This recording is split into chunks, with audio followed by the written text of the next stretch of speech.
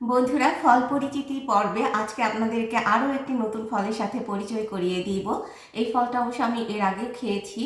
আপনারা অনেকেই এই ফলের এর আগেও নাম শুনেছেন, বাট মনে হয় যে আমাদের দেশে এটা অ্যাভেলেবেল না। আসলে আমি আমাদের দেশে এই ফলটা খুব একটা দেখিনি, এখানে এসেই দেখেছি আর এখানেই খেয়েছি। আমার কাছে খেতে বেশ ভালো লাগে। ফলটির নাম হলো পিচ ফল। আপনাদেরকে আমি একটু দেখাচ্ছি ক্লোজ করে। এই যে দেখুন,